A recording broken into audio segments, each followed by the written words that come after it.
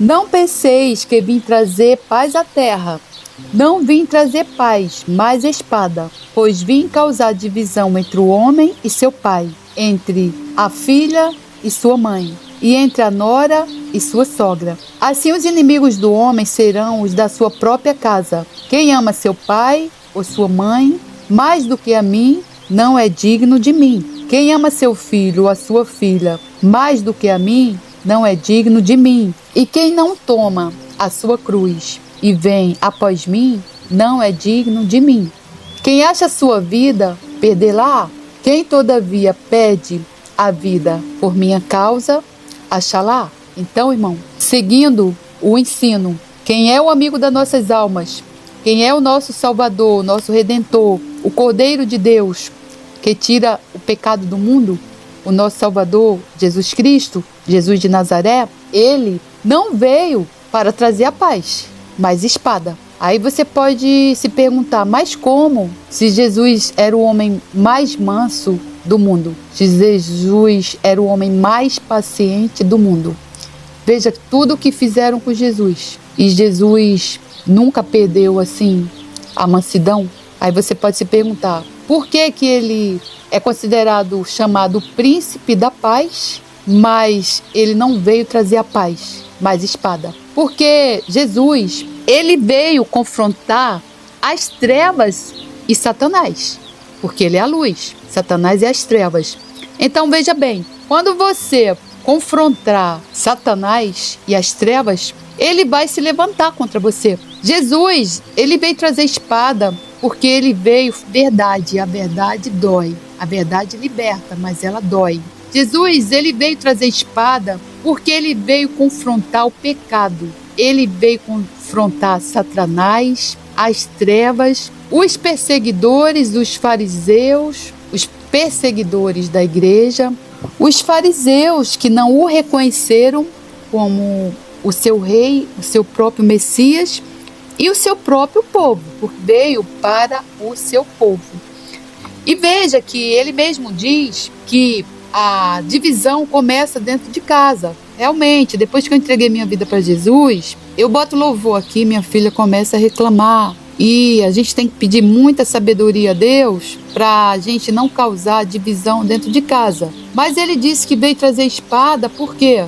Porque você, geralmente, quando você entrega a sua vida para Jesus, você sai das trevas e passa para a luz. A Bíblia diz que não há comunhão entre trevas e luz. Então você não vai mais ali sentar na mesa dos escarnecedores. Você não vai ali mais para aquelas festas. Você não vai mais participar daquelas rodas de fofocas para falar mal dos outros. Então a tua família, ela começa a te ver como assim, arrogante. Ela começa a não te aceitar. Ela começa a te perseguir. E luz e trevas, não há comunhão entre luz e trevas. Então, nesse momento, nós temos que pedir muito discernimento e sabedoria a Deus. Por quê? Para nós não cairmos nas armadilhas de Satanás e brigarmos com nosso marido, com nossa mulher, com nossos filhos. Termos discernimento espiritual. Claro que a carne é fraca. Tem horas que a pessoa vai dizer, tá se achando melhor, não quer sentar aqui na roda de samba não, no aniversário de fulano. Você diz, não, isso já não me enche os olhos. Eu não tenho mais vontade de fazer isso. E você não tem mais, irmão. Eu passo aqui na porta dos bares. Na verdade, eu saio correndo. Eu ando bem rápido, assim, que até o barulho me incomoda. Aqui tem muitos bares com samba, pagode. E eu falo, Deus, me tira desse bairro, me tira dessa rua, porque eu já não aguento nem mais passar. Irmão, é uma transformação tão grande. Você não consegue mais escutar um pagode. Você não consegue mais escutar um samba. Até aquele barulho te irrita. Não é você. É o Espírito Santo de Deus que faz isso. Não somos nós. Quando a gente se converte, a gente não quer ser melhor do que os outros. Não é isso. É porque a gente é luz. O Espírito Santo passa a habitar em nós. Não somos nós que não gostamos mais. É o Espírito Santo que não gosta. Então, assim, eu não tenho vontade, por exemplo, de tomar... Eu adorava tomar Corona gelada com limão. Não tenho. Não tenho mesmo. Eu fumava maconha. O cheiro, quando eu passo perto de alguém fumando maconha, Eu me pergunto, Deus, como é que eu fumava um negócio desse? Fede, fede, fede, fede. Eu acredito que assim também deva ser o cigarro e a bebida alcoólica.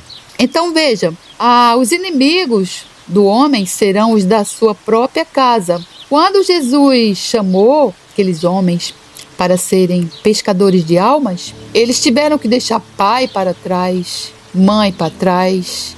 Eles tiveram que deixar a família para trás e tomar a cruz e seguir Jesus. Veja o que ele falou. Se você tomar a sua cruz e vir após mim, você será digno. Se você não fizer isso, você não será digno. Mas se você perder a sua vida, você vai ganhar uma vida nova. Você vai achar uma vida nova, é a vida com Cristo.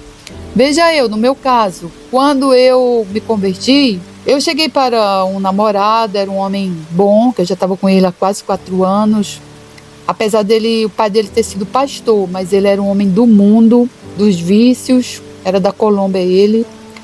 Estava aqui no Brasil praticando agiotagem, veja bem, e eu namorava ele. Fora esse pecado aí da agiotagem e outros pecados que ele cometia, ele era um rapaz respeitador, nunca vi ele olhando para a mulher. Eu tenho uma filha aqui na minha casa, ele nunca entrou quando eu não estava. E, na verdade, quando você é criado no evangelho, porque o pai dele obrigava ele a ir, mesmo ele cheio de maconha, mesmo ele bêbado, o pai dizia, você vai para a igreja hoje, e levava, a pessoa, ela escuta a palavra. Eu acredito que a semente fica ali, por mais que ela caia no mundo, nas garras de Satanás. Veja, ele estava na agiotagem. Então eu acredito seriamente que a semente, ela fica ali. Já eu não, eu fui criada no pecado, temor zero. Eu acho que devia existir uma placa assim na porta da minha casa, temor de Deus, zero. Quem é Deus? É um Zé Ninguém. Quem é Satanás? Não conheço. Quem são os demônios? Nunca ouvi falar. Era assim, irmão. Fomos ensinados a pecar, fomos ensinados a furtar. Você sabe, irmão, o que é isso? Você ser ensinado a furtar pelos seus próprios pais. Você ser ensinado a pecar pelos seus próprios pais, irmão. Você sabe o que é isso? Você sabe qual é o mal, irmão, que você vai trazer para a sua vida, para uma família dessa? Era uma família assim nas trevas, uma família destruída.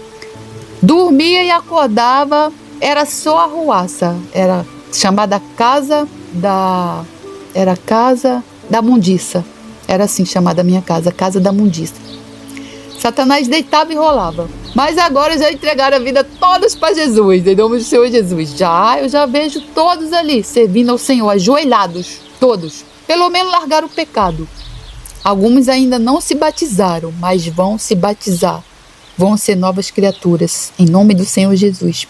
Então veja, a contenda ela vai começar. Porque você, no meu caso, eu cheguei para o meu ex e falei, olha, existem 2 caminhos, um largo e um estreito. E a partir de hoje eu vou pelo caminho estreito. Irmão, nunca tinha lido a Bíblia na vida. Todas as vezes que eu tentava ler a Bíblia, me dava um sono, eu não conseguia. Satanás não deixava. Veja, quando eu cheguei nesse versículo, foi o próprio Jesus que falou isso, que o caminho é estreito. Ele sabia do que eu estava falando, porque eu lembro assim que ele baixou a cabeça, ele pensou em 5 minutos e ele virou as costas e foi embora. Depois eu senti como uma pontada no meu coração. Eu pensei, meu Deus, o que é que eu fiz? Eu era apaixonada por ele. Sabe o que é uma mulher apaixonada? Só que a paixão não é de Deus, né? O amor é de Deus. A paixão é do próprio maligno, é um laço de Satanás. Então ele foi embora, nunca mais o vi. Aí começou as minhas amigas. Eu nunca fui muito de balada, já não estava mais nessa fase, mas elas iam muito dançar para festa, já não fui mais. E elas começaram a falar o quê? Virou Maria de igreja, agora não quer mais saber da gente. Então o que elas fizeram? Se afastaram. Eu dei graças a Deus. Dei o meu testemunho, falei o que Jesus fez na minha vida, falei como Jesus me salvou, me curou das minhas enfermidades. Falei que eu estava cheia de demônio. Sabe o que disseram, minha própria família? Ela enlouqueceu. Fui tida como louca. Enlouqueceu. Aí dei meu testemunho, falei dos pecados da família, porque se não fosse para falar dos pecados, Deus não teria falado dos pecados lá dos homens, grandes homens de Deus. Deus não teria falado dos pecados de Abraão. Deus não teria falado dos pecados de Davi. Deus não teria falado dos pecados de Saul. dos pecados de Salomão, que era o homem mais sábio do mundo, né? Se não fosse para falar do pecado, porque tem crente que quando se converte diz assim, eu nunca fiz isso, é mentira. Você, irmão, você precisa contar seus pecados. Você precisa contar como você era o antes e o depois e tirar uma foto. Sim, irmão, tira uma foto, irmão. Tira uma foto sua do antes e depois, que você vai saber o que eu estou falando. Você vai olhar nos olhos. Você só vai ver trevas. Agora, quando você aceita Jesus, que entra a luz na tua vida, você tira uma foto. Você pode tirar as fotos toda descabelada. Eu fiz isso. Eu vi uma foto minha, eu toda arrumada, de batom, da carteira do Detran, antiga. E eu tirei uma nova carteira do Detran. Um dia eu estava toda desarrumada, com o cabelo preso. Cheguei lá, soltei o cabelo e tirei a foto. Cabelo todo desengrenhado. Irmãos, quando eu olhei para as duas fotos, eu tomei um susto. Porque a Bíblia diz que os olhos, eles são a candeia da alma. Realmente, irmão, faz essa experiência e depois tu me conta. Olha, irmão, para os teus olhos, antes de você convertido e depois de você convertido. Olha para o semblante do teu rosto, irmão, antes de você convertido e depois. Eu olhei uma foto antiga minha, olha que eu estava mais novinha, eu tomei um susto. Você só vê trevas. É assim, irmão. Jesus, ele faz uma verdadeira cirurgia nos nossos olhos. A gente começa a enxergar coisa que a gente não enxergava. Então, veja bem, Então, eu me vi sozinha. Eu me vi sozinha mesmo. Eu falei, Deus, teve um dia que eu falei, Jesus, eu estou muito só. Só que assim, eu sabia que eu tinha Jesus. Por isso que ele tem que ser a nossa rocha. Por isso que ele tem que ser a rocha da nossa salvação. Porque ali eu fiquei sem família, minhas irmãs se afastaram de mim porque eu falei dos pecados, como eu falei. Minhas amigas se afastaram de mim porque disseram que eu agora tinha virado uma beata, uma Maria de igreja. Eu larguei esse cara porque era um laço de Satanás. Foi Jesus que fez com que eu falasse isso para ele, eu falasse essa frase, que havia dois caminhos, um estreito e um largo. Foi um verdadeiro laço que Deus me livrou, foi um livramento mesmo de Deus. Mas veja, tem horas que Deus, ele quer nos livrar do laço do passarinheiro, da peste perniciosa. Mas a gente, irmão, precisa tomar uma decisão. A gente precisa abrir a boca e falar assim, hoje eu vou seguir Jesus. E aí já é metade do caminho, porque o mundo espiritual, ele é movido por palavras. E você precisa, no seu coração, crer que Jesus realmente já pagou o preço pela sua vida e decidir segui-lo. Então é uma decisão, irmão. Não é questão de, vamos dizer assim, de igreja. Não é questão de ser religioso. Não, irmão. É questão de crer, irmão, que Jesus já pagou o alto preço. É questão de ver que Jesus não foi um homem comum. Que Jesus foi o homem de Deus, é o homem de Deus que deu a vida por você. Então veja, continuando. Você é mais objetivo para não me estender muito. Então o confronto, ele vai ter, é inevitável. Mas para isso nós temos o Espírito Santo de Deus que nos ajuda a passar por essas fases. Um dia eu lembro que eu estava lá em Magé, na minha casinha. Eu ia muito com meu ex, tudo me lembrava ele. Eu pensei até em desfazer meu Jardim do Éden, que se chama Jardim do Éden. Eu amo aquele lugar porque eu cultivo a terra lá, eu planto coisas. E assim, eu me sinto a pessoa mais realizada do mundo cultivando a terra. Então, um dia eu saí para caminhar e eu voltei chorando. Apareceu uma dor do meu coração, comecei a sentir uma saudade do meu ex, comecei a chorar. Aí eu lembro que eu parei assim em frente a uma ponte, eu falei assim, lá tem um rio, né? Esse rio passa na minha porta. Era uma volta assim, umas 7 horas da noite, eu cheguei perto da ponte e eu falei, por que estás abatida, ó minha alma? Espera em Deus que ainda te louvarei. Eu acho que é assim que diz o Salmo. Irmão, quando eu falei essa frase, eu parei de chorar na hora mesmo. Por isso que a gente precisa ter os versículos da Bíblia guardados.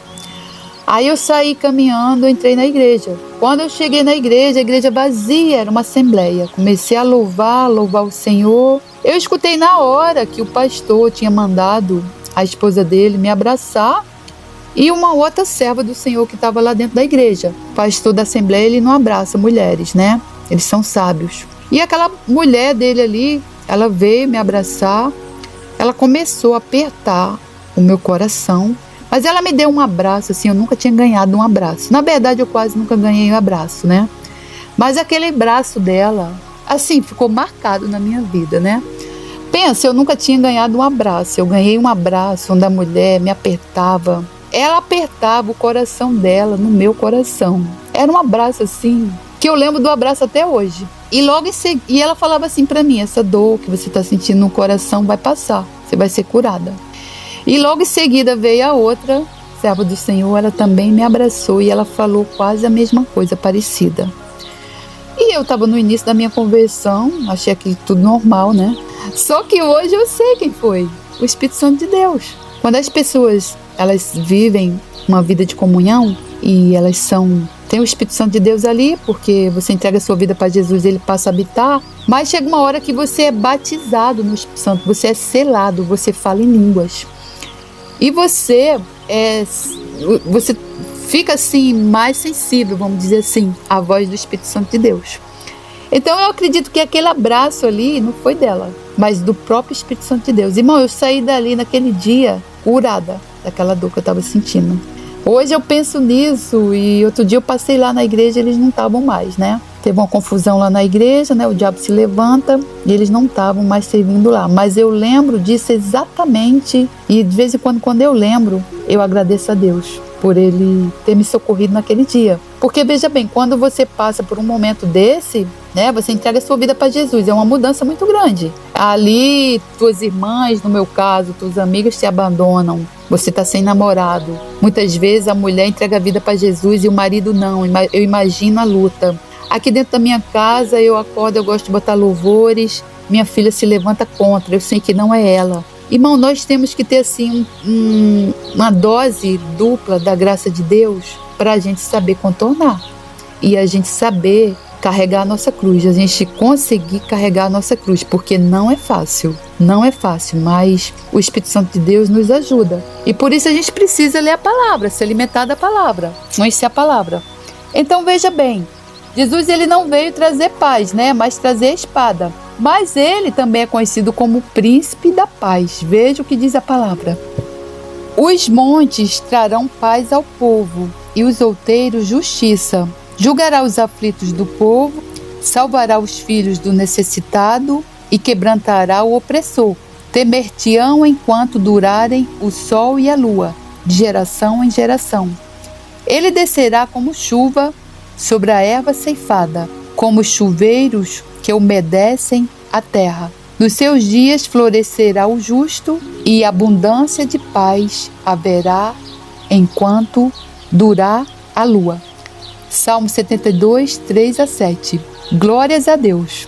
Abundância de paz. Veja bem, uma grande promessa, né? Jesus, ele também veio trazer a espada, mas ele é o príncipe da paz. Veja o que diz em João 16, 38. Eu lhes disse as coisas para que em mim vocês tenham paz. Nesse mundo vocês terão aflições, contudo, tenham ânimo. Eu venci o mundo. Então nós vamos entregar nossa vida para Jesus, nós não vamos ficar isentos, irmãos, de aflições, não.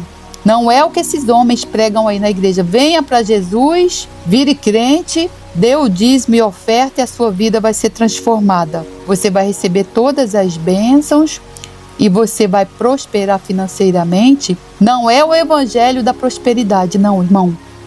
Jesus, ele abençoa sim, ele nos abençoa. Deus nos abençoa pela obediência. Quando nós entregamos nossa vida para Jesus e obedecemos ao que diz em sua palavra, claro que ele vai nos abençoar. Deus não é homem para que minta e nem filho do homem para que volte atrás. Então, veja, ele nos dá essa paz. Ele diz para a gente ter ânimo, porque ele venceu o mundo. E assim nós também podemos vencer o mundo, porque ele é o nosso cabeça, ele é o nosso general.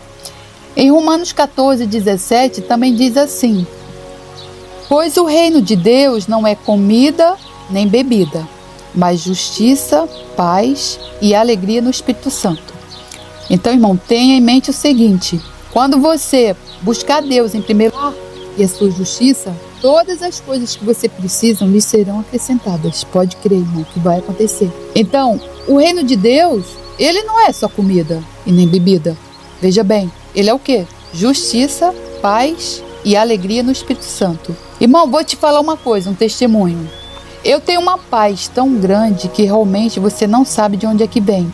A Bíblia diz que é uma paz que excede todo o entendimento. Eu não me preocupo mais com o dia da manhã, nem com o que eu vou fazer, nem com o meu futuro. Não, irmão, você entrega a tua vida totalmente a Deus e Deus te leva. Deus bota você no barco ali, Jesus, ele vai ali na frente pilotando o barco e você vai atrás ali só naquela maré mansa, curtindo aquele visual. De vez em quando o barco sacode assim, você pensa que vai cair, mas ele te segura. É assim, irmão? É, irmão, tô te falando. Então veja bem, Jesus ele veio trazer espada, mas ele é o príncipe da paz. Veja o que diz em Efésios 2,14. Porque ele é a nossa paz, o qual de dois povos fez um, e na sua carne derrubou a parede de separação que estava no meio. Glórias a Deus. Jesus, ele é o nosso portador da paz. O que diz em Colossenses 1,20. E que, havendo por ele feito a paz pelo sangue da sua cruz, por meio dele reconciliasse consigo mesmo todas as coisas, tanto as que estão na terra como as que estão nos céus. Então veja bem, irmão, Jesus nos reconciliou com Deus. Jesus, ele é o nosso mediador. Somente ele, irmão, que pode nos aproximar de Deus. Sabe, irmão, aquele inimigo que você tem, que você não fala, que ele vira a cara para você, que você ora, ele nem lembra que você existe. É Deus quando a gente está no pecado. Ele ama o pecador, ele não ama o pecado. Ele nos ama, porque se ele não nos amasse, ele não teria dado o seu próprio filho para o perdão dos nossos pecados, né? Então, quando a gente aceita o nosso Senhor Jesus como Salvador na nossa vida, ele passa a ser o nosso senhorio, o nosso rei, o nosso mestre, e a gente crê, né? Nós somos justificados, ele é o intermediador da paz. Ele faz as nossas pazes com o próprio Deus. Olha que ensino, irmão, poderoso. A gente de inimigo de Deus, a gente passa a ser amigo de Deus e filho adotado de Deus. Porque aquela pirraça, vamos dizer assim, que existia ali, aquela escada, ou aquela barreira, ou aquela ponte, ela foi colocada ali. Não existia uma escada, nem existia aquela ponte. Jesus foi lá. Sabe quando você vai atravessar assim um precipício assim numa montanha de um lado para o outro, que ali não tem como você passar e as pessoas constroem aquelas pontes assim movediças para você atravessar de um lado para o outro? Assim é Jesus. Ele faz essa ponte ali para a gente atravessar e seguir a Deus, seguir até Deus. Ali Deus nos adota como filhos. Deus nos recebe, a partir disso Deus, além de nos perdoar, Deus nos trata como filhos, Deus nos ensina, e Deus, se a gente cair, Deus levanta, né? Porque quando o seu filho erra aí dentro de casa, o que você faz? Você não pega um cabo de vassoura, mete na cabeça dele e enxota ele, não. Quem faz isso aí é o pai da égua, Satanás. Satanás, ele faz isso. Deus não. Deus é pai. Você passa a ter um pai. Você que não teve um pai aí presente, um pai amoroso como eu, ou um pai que te abandonou, é muito difícil para você crer em Deus, eu sei. É muito difícil para você crer que Deus existe, que Jesus existe, mas ele existe, ele cuida de você. E ele te recebe. E depois que você receber ele, aceitá-lo, confessar os pecados, ele pega teus pecados, ele joga no fundo do mar, ele não vai mais te lembrar. Sabe às vezes que os filhos da gente fazem as coisas e a gente fica passando na cara? A gente perdoa, a gente ali trata bem, a gente volta às pazes, mas a gente tem hora que a gente joga na cara, né? Ah, porque você fez isso, isso e isso. Deus não faz isso. Deus não faz isso com ninguém. Agora Satanás sim, ele nos acusa dia e noite. O pai da égua, toda hora, ele tenta me lembrar dos meus pecados. Eu falo pra ele, agora eu vou chamar ele pai da égua. Foi eu que criei esse título pra ele. Pai d'égua, não adianta aí você ficar me lembrando dos meus pecados. Deus, o sangue de Jesus já me justificou, já me limpou. Agora eu estou branquinha, estou mais alva como a neve. Não estou tão alva quanto a neve por causa do DNA de Adão, mas estou branca, eu estou fora do pecado. saí das trevas, graças a Deus.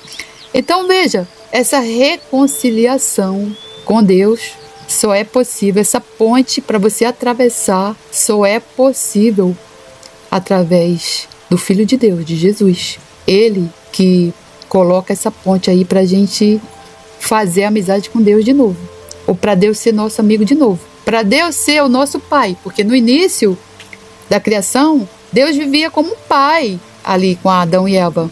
Ele visitava Adão, ele conversava com Adão, ele nos criou para isso, para uma comunhão, para conversar conosco.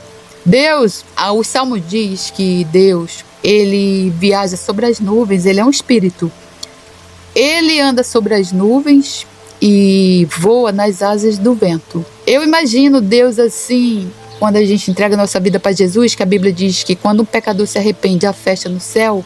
Eu imagino o coração de Deus pulando. Sabe quando o nosso filho faz as coisas erradas e você chega pra gente e fala assim, desculpa, eu estava errada?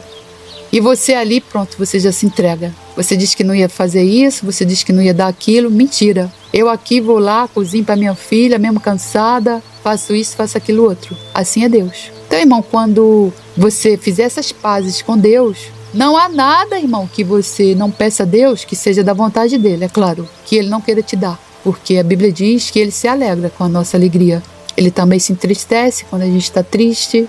É assim. Então, que Jesus, irmão, possa ser o mediador da sua paz com Deus, para que você possa chamar ele de Pai, Abba Pai, e ele possa dizer assim, vem aqui meu filho, quero te abraçar, e que você se sinta abraçado pelo abraço de Deus, porque eu não conhecia o abraço do meu pai, e hoje eu conheço o abraço de Deus, é o abraço maior do mundo, é o abraço mais quente do mundo. É o abraço mais reconfortante do mundo, irmão. Te garanto que você nunca se sentirá sozinho de novo. Nunca, irmão. Nunca, nunca, nunca. Então, continuando. Jesus, o amigo da nossa alma, ele é o Senhor e dono do mundo e de todas as coisas. Porque dele e para ele e por ele são todas as coisas. Tudo que existe no mundo, desde a mais simples flor até a menor das estrelas dos luminares, tudo pertence a Jesus. Veja o que diz em Colossenses 1, 15 e 17. Ele é a imagem do Deus invisível, o primogênito de toda a criação. Pois nele foram criadas todas as coisas, no céu e na terra, as visíveis e as invisíveis, são tronos ou soberanias, poderes ou autoridades. Todas as coisas foram criadas por ele e para ele. Ele é antes de todas as coisas e nele tudo subsiste. Glórias a Deus. Veja, todas as coisas foram criadas para ele e nele tudo subsiste. Isso é tudo, irmão, tudo, todas as coisas. Então, ele é o primogênito. É o primogênito, é o primeiro filho de Deus. Então, Jesus, ele é o nosso irmão mais velho, primogênito. Nós passamos a ser irmãos dele. Ele é nosso irmão mais velho. Veja que privilégio ter um irmão mais velho como ele. Então, Jesus Cristo é o centro de todas as coisas. Tudo foi criado por meio dele, para ele. Ele é antes de todas as coisas, nele tudo subsiste. Veja, antes era o Verbo. Jesus Cristo é o Rei dos Reis, o Senhor dos Senhores, o Mestre dos Mestres, o Justo Juiz, o Advogado Fiel, o Lírio dos Campos, o Bom Pastor, a Estrela da Manhã, o Grande Pastor, o Supremo Pastor, o Sol da Justiça, o Alfa e o Ômega, o princípio e o fim. Ele é o único caminho que leva a Deus. Sim, ele também é o homem mais fascinante que já pisou na terra. Ele é o homem. Ele é o filho do homem. Veja bem, ele além de ser o homem, ele é o filho do homem. No Salmo 4:1 diz assim: ao Senhor pertence a terra e tudo que nela se contém, o mundo e os que nele habitam. Gênesis 1:1. No princípio Deus criou os céus e a terra. Por meio dele, Deus criou tudo, no céu e na terra, tanto que se vê como que não se vê. Colossenses 1, 16, 18. Ao Senhor, o seu Deus, pertence os céus e até os mais altos céus, a terra e tudo que nela existe. Deuteronômio 10, 14. Tudo que há debaixo dos céus me pertence. Jó 41, 11. Do Senhor é a terra e tudo que nela existe, o mundo e os que nele vivem. Salmos 24, 1. Então veja, desde a flor que está ali desabrochando, a borboleta voando, aos pássaros voando, as estrelas que a gente vê e a menor estrela do céu, o menor luminar do céu, tudo pertence a Jesus. Irmão, existe um filho mais amado do que Jesus? Eu te pergunto. A pessoa ser o dono do mundo, uma pessoa que tudo que foi criado no mundo foi para ele. Eu te pergunto, existe um homem na face da terra, na história do mundo, mais amado do que Jesus pelo próprio Pai? Não, não existe. Eu te pergunto, como Deus pôde dar o seu Filho para nos perdoar dos pecados, para ir para a cruz no nosso lugar? Eu te pergunto, irmão. Se você tiver a resposta, você deixa aqui no comentário. Eu não tenho a resposta. Eu não tenho. Irmão, quem de nós daríamos ali nosso filho, pior que fosse? Às vezes você tem um filho aí que é bandido, matador. A culpa não é dele, claro. A culpa é do pai da égua. É de Satanás. Você teria coragem, irmão, de dar teu filho ali? De sacrificar teu filho? De mandar teu filho ali por fazer igual Abraão fez? Montar o sacrifício ali para queimar teu filho? Tu teria coragem, irmão? Me fala. Agora, irmão, te pergunto. Quem é Jesus, irmão? Você ainda acha, irmão, que Jesus é um homem bom? É o Buda? É um homem reencarnado que passou por aqui fazendo grandes coisas? Você acha mesmo, irmão? Não, irmão. Jesus não é. Jesus é o Filho de Deus. Jesus é o homem. Jesus é o Filho do homem. E fechando, Paulo disse assim, Romanos 11, 36. Porque dele, por meio dele e para ele são todas as coisas. A ele, pois, a glória eternamente. Amém. Graças a Deus. A ele, pois, a glória eternamente. Amém. Continuando. O amigo das nossas almas, ele também é o único que pode nos dar a vida em abundância. Veja o que ele diz. O ladrão vem somente para roubar, matar e destruir. Eu vim para que tenham vida e a tenham em abundância. João 10, 10. Veja bem, o ladrão, que é Satanás, é o pai da égua, ele veio para matar, roubar e destruir. Então, irmão, se há aí morte e destruição na tua vida, quem está por trás? Satanás e os demônios. Quem abriu a porta para Satanás e os demônios? Você mesmo.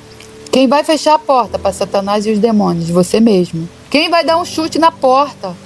Olhar para Satanás com os olhos de fogo e botar ele para correr. Sai daqui agora em nome do Senhor Jesus. É você mesmo. Se você não se levantar, irmão, quanto guerreiro da sua casa, da sua vida, da sua família, você será destruído, irmão. Você consegue entender que é uma guerra? São dois reinos. O reino da luz contra o reino das trevas. O reino de Jesus Cristo, o reino vencedor, contra o reino de Satanás, o perdedor, que está com os dias contados, que logo, logo será preso. Você precisa ter em mente, irmão, que Satanás, ele está aí matando, roubando, destruindo, fazendo a vida das pessoas de gato e sapato. Puxa para um lado, puxa para outro, é quem aí está aí te escravizando. Você vai continuar assim, irmão, você vai continuar nesse deserto. Você vai ficar como o povo lá de Israel, que ficaram 40 anos no deserto, dando a volta no mesmo lugar. Irmão, esse lugar era pequeno, esse lugar era parecido. E eles ficaram 40 anos dando a volta ali. E só 2 homens se salvaram, só 2 homens que entraram na terra prometida, Josué e Caleb. Veja bem, irmão. Uma geração inteira padeceu, morreu no deserto, foi consumido. Uma geração inteira de murmuradores, de destementes, de desobedecedores, de impenitentes, Uma geração inteira padeceu, só 2 homens se salvaram. Ficaram 40 anos dando volta no mesmo lugar. Irmão, se assim está a sua vida, você sabe quem é que está por trás. É o pai da égua. Você precisa, irmão, se levantar enquanto guerreiro e dar um basta nessa situação. Só quem pode contra essas trevas é Jesus. Não há outro homem. Não há outro nome. Só Jesus pode contra essas trevas. Então, irmão, como seria possível alcançar essa vida em abundância? Primeiro passo é arrepender-se. Como Jesus falou, arrependam-se porque é chegado o reino dos céus. O segundo é crer. Se você crer no seu coração e confessar com a sua boca que Jesus foi crucificado, que Jesus é o Messias da sua vida, que Jesus é o Salvador da sua vida, você será salvo. Então, a terceira etapa, qual é? Você confessar todos os seus pecados para Deus.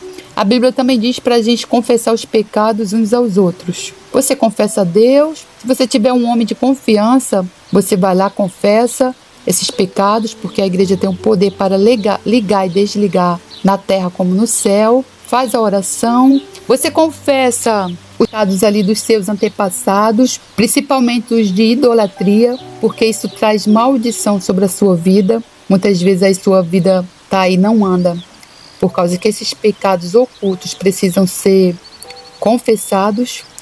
Você se batiza, é urgente, você não tem que fazer curso nem escutar pregação. O batismo pode ser numa poça de água suja no meio de uma estrada, como foi com Eunuco. Não precisa fazer curso, não é isso que diz a Bíblia. E você precisa, irmão, fechar a porta para os pecados.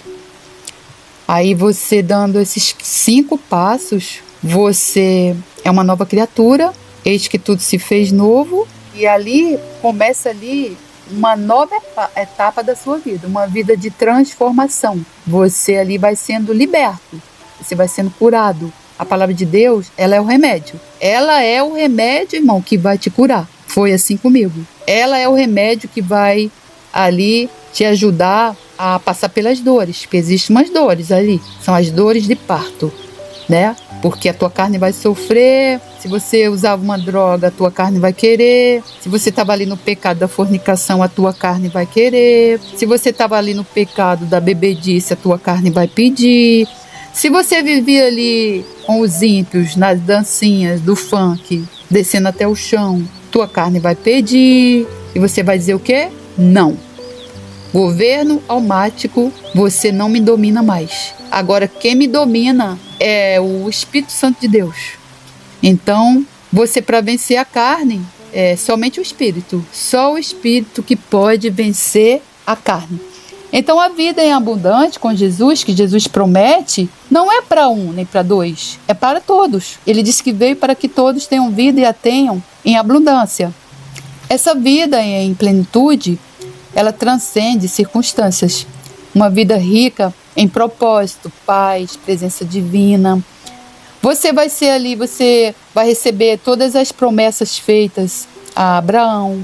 Você vai ter paz, harmonia, alegria no Espírito Santo, prosperidade. É prosperidade, não é riqueza não. Saúde em todos os aspectos. Você vai dormir como um bebê. Hoje eu durmo como um bebê. Eu acordava com insônia. Por volta das 3 horas da manhã os demônios vinham me acordar. Você passa a ser acordado, sabe por quem? O Espírito Santo de Deus. De madrugada, às vezes 5 horas da manhã, o Espírito Santo de Deus te acorda. Muitas vezes com um sonho sobre uma pessoa, ele quer que você ore pelaquela pessoa. Ou até mesmo para você orar, ter uma comunhão ali com ele.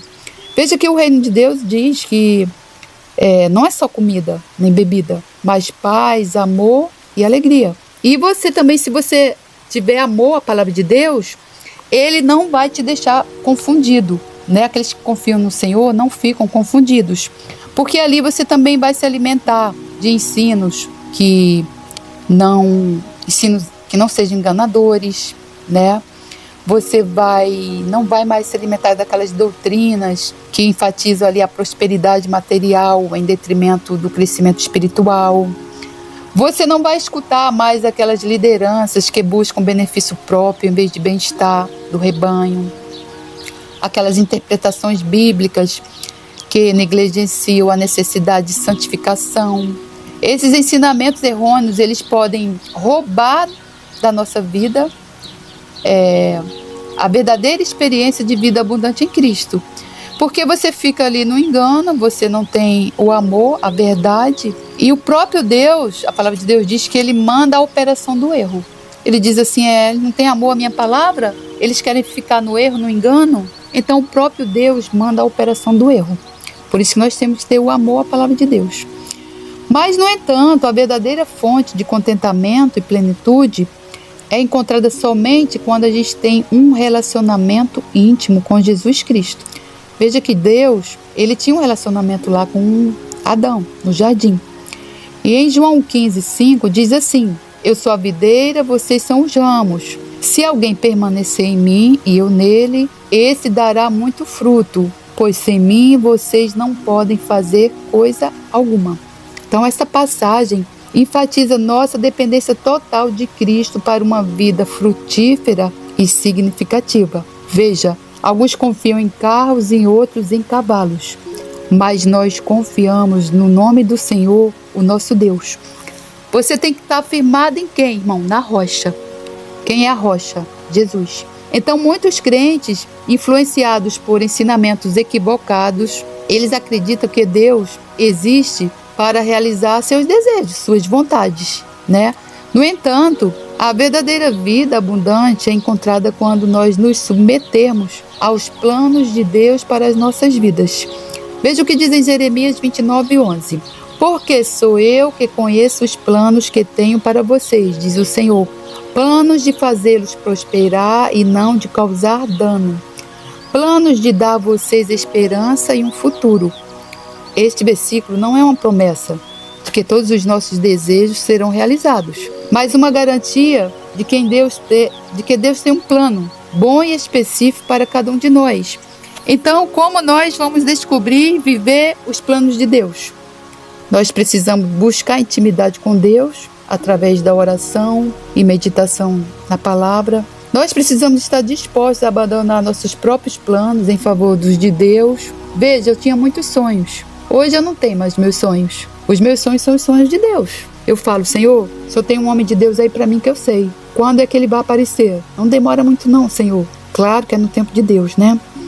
Eu falo, Senhor, tem essa viagem que eu quero fazer, que é o sonho da minha vida. E eu quero fazer. Me dá os recursos, Senhor, para eu fazer essa viagem. E eu vou lá engrandecer o teu nome. É assim, irmão, quando a gente pede algo para Deus, é para, no final, a gente dar glória a Ele. Não é para satisfazer a nossa carne, né, os desejos do nosso coração. Veja que o nosso coração é enganoso. Mas em tudo, é para a gente dar graças e glória a Deus. No final, é como a Bíblia diz, quer comais, quer bebais, passais tudo para a honra e glória do Senhor Jesus. Então, como você vai descobrir e viver os planos de Deus? Você também precisa cultivar a paciência, a confiança no Deus. Veja, é no tempo de Deus, irmão, não é no nosso. A gente precisa, irmão, esperar o tempo de Deus.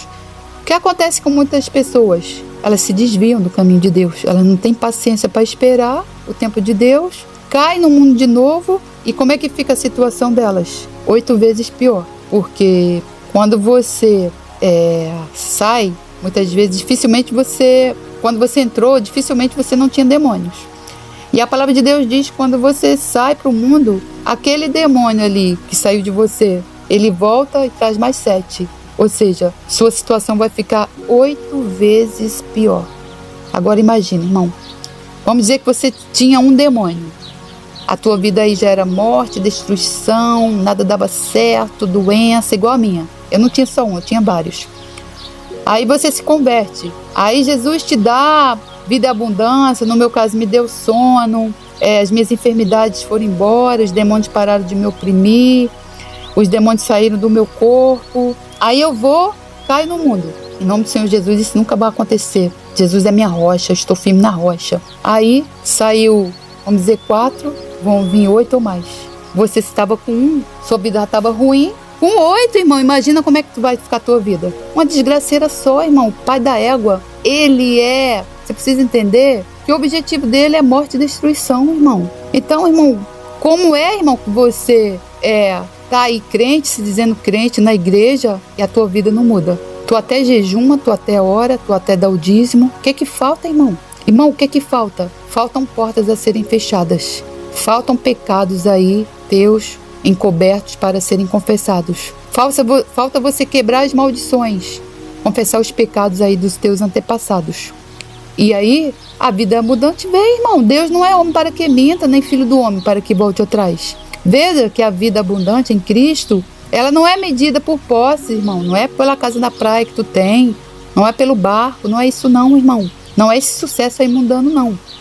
Mas pela plenitude espiritual e pelo cumprimento do propósito divino. Ela se manifesta através de uma paz interior que supera as circunstâncias externas. A Bíblia diz é uma paz que excede todo entendimento. A alegria profunda que não depende de condições favoráveis. Ali você pode ter um arroz com ovo, irmão, que você vai ter feliz, vai estar feliz. Olha, eu vou para minha casinha lá em Magé, eu pego uma van, muitas vezes essa van tá quente. Outro dia é verdade que eu murmurei, eu falei, Senhor, não aguento mais essa van quente. Mas Deus sabe que não era murmuração, porque desse espírito de murmuração eu já me libertei.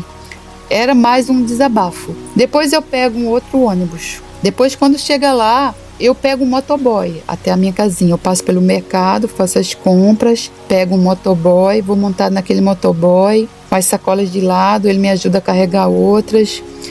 Quando eu chego na minha casa, que eu abro o portão da minha casa, eu falo, graças a Deus, cheguei. E eu chego assim cansada, com aquelas compras pesadas, boto lá na minha varanda. Geralmente aí eu tiro a roupa assim rapidinho e vou mergulhar no rio. Quando eu dou o primeiro mergulho no rio, às vezes eu falo assim, Deus me perdoa pela minha murmuração, me perdoa por ter reclamado. Porque, irmão, às vezes a gente é fraco, né? Deus sabe que a gente é fraco. A gente não vai viver murmurando, irmão, porque aquelas pessoas que vivem murmurando dia e noite, na verdade elas precisam de libertação. Aquilo é um espírito de murmuração. Eu tinha uma amiga que hoje ela está internada, está até com câncer, eu peço oração pela vida dela, que ela assim, eu nunca encontrei ela um dia que ela não estivesse murmurando. Ela sempre estava murmurando. Eu já confessei esse pecado dela, eu sei que Deus a perdoou. Mas, irmão, se você é assim, você precisa se libertar. Então, a vida abundante, ela também reflete um amor sacrificial, que reflete o caráter de Cristo.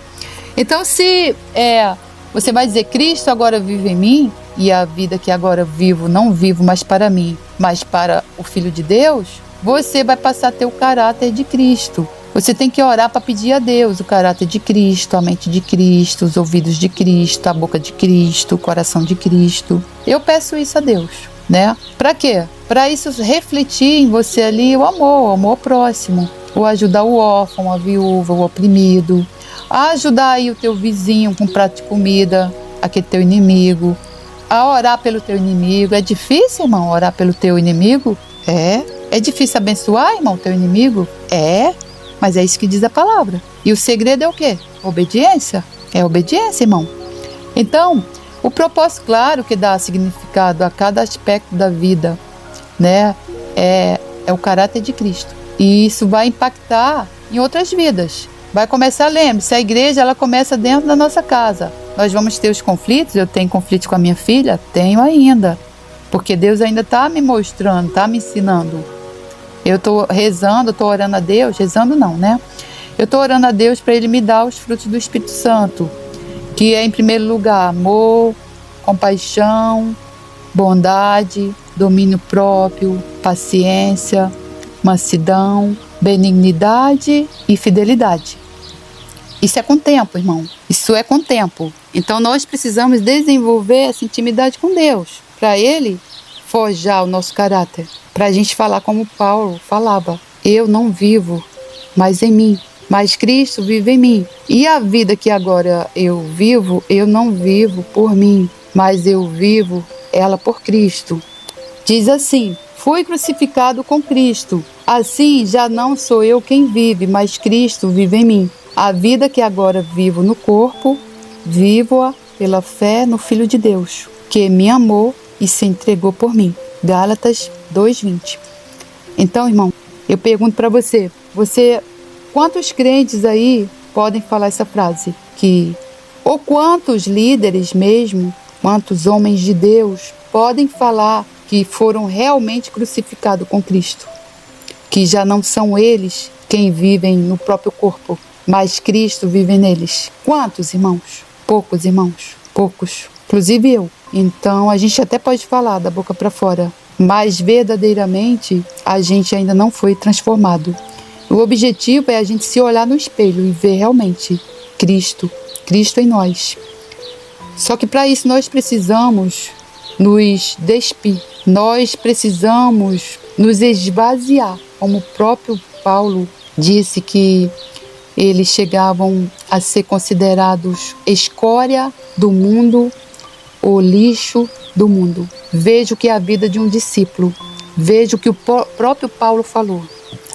Veja o que Paulo escreveu para os coríntios. Porque quem te faz diferente? E que tens tu que não tenhas recebido? E se o recebestes, por que te glorias? Como se não o houveras recebido. Já estais fartos? Já estais ricos? Sem nós reinais? E quisera reinasses para que também nós viéssemos a reinar convosco? Porque tenho para mim que Deus a nós, apóstolos, nos pôs por últimos, como condenados à morte, pois somos feitos espetáculo ao mundo, aos anjos e aos homens. Esses anjos aqui são os demônios. Nós somos loucos por amor de Cristo, e vós sábios em Cristo, nós fracos e vós fortes, vós ilustres e nós vis.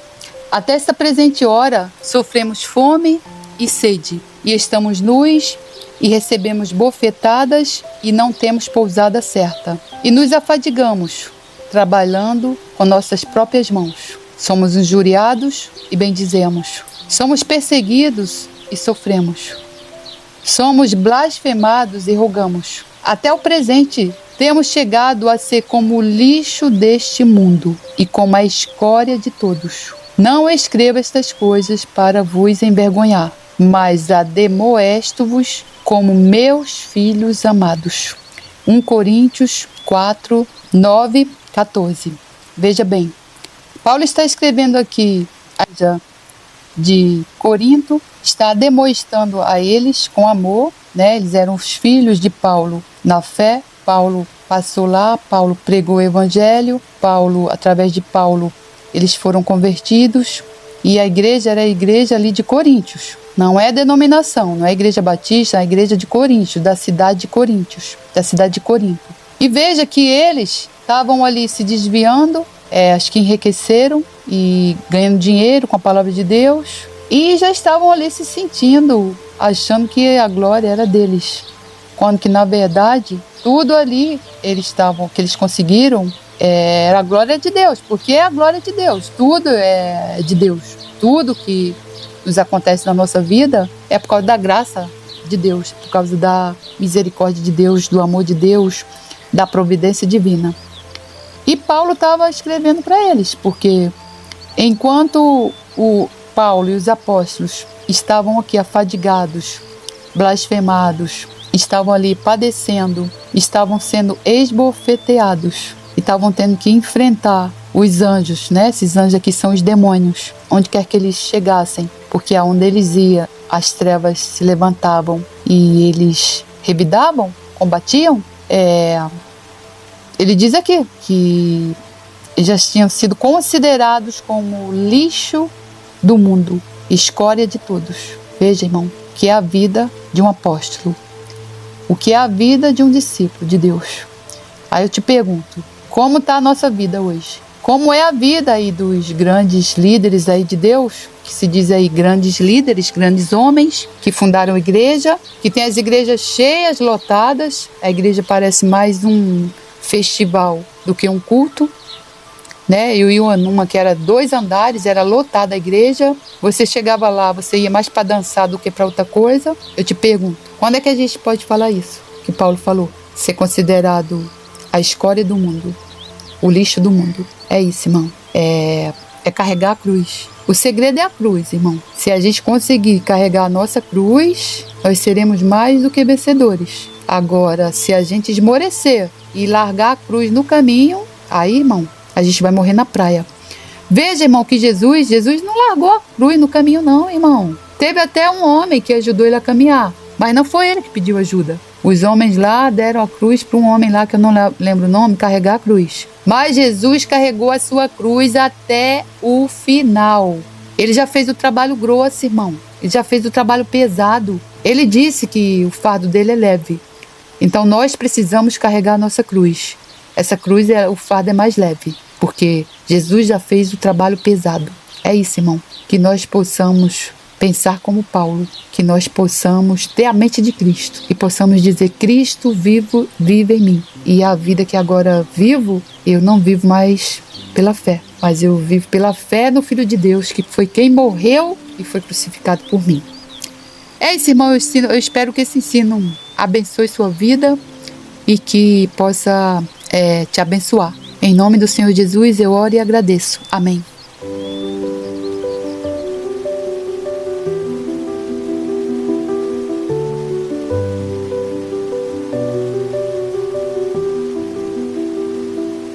Senhor meu Deus, quando eu maravilhado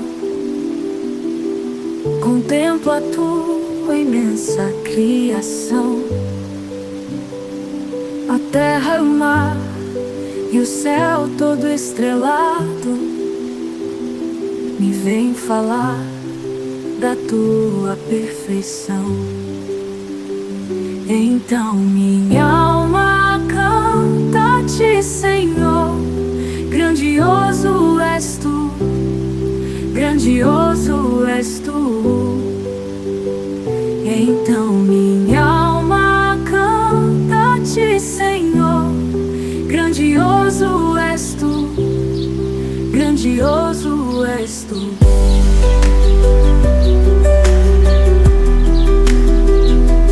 Quando as estrelas tão de mim distantes, vejo a brilhar com vívido esplendor.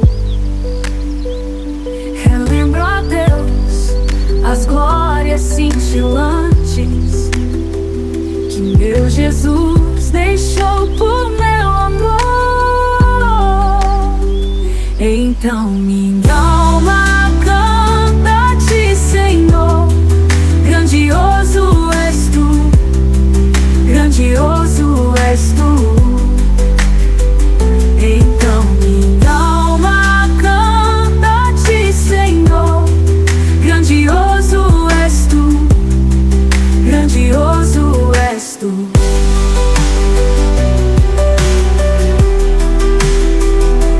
Olho as florestas murmurando ao vento, e ao ver que tu plantaste cada pé, recordo a cruz, o lenho tão cruento, e no teu filho afirmo a minha fé. Então minha alma canta a ti, Senhor. Grandioso és tu, grandioso és tu. Então minha alma canta a ti, Senhor. Grandioso és tu, grandioso és tu.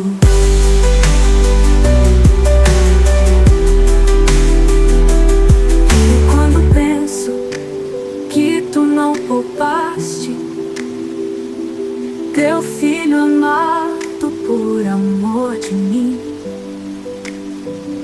meu coração que nele tu ganhaste transborda, ó Pai, de amor que não tem fim.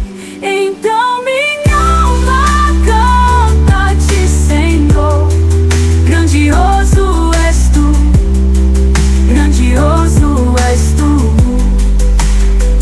Então minha alma canta a ti, Senhor.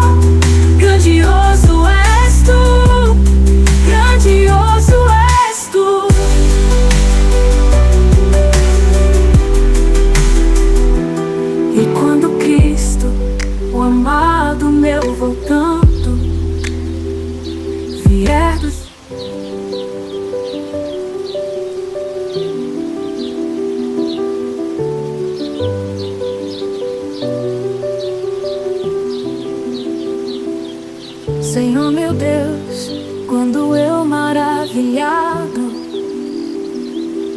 contemplo a tua imensa criação, a terra e o mar e o céu todo estrelado, me vem falar da tua perfeição. Então minha alma canta-te, Senhor, grandioso és tu, grandioso és tu.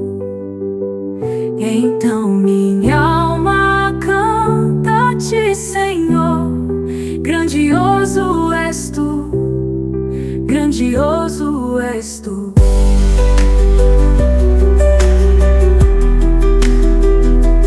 Quando as estrelas tão de mim distantes, vejo a brilhar com vívido esplendor,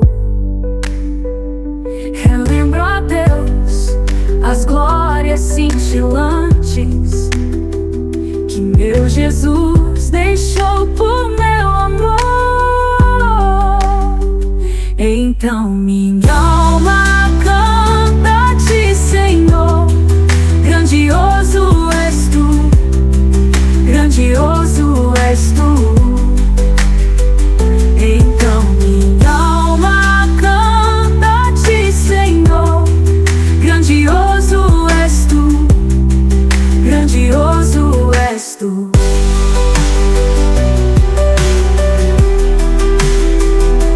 Olho as florestas murmurando ao vento, e ao ver que tu plantaste cada pé, recordo a cruz, o lenho tão cruento, e no teu filho afirmo a minha fé. Então minha alma canta-te, Senhor, grandioso és tu, grandioso és tu. Então minha alma canta-te, Senhor, grandioso és tu, grandioso és tu.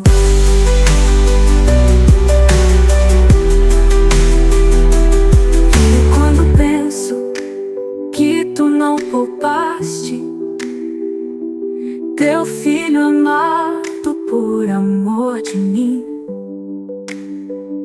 meu coração que nele tu ganhaste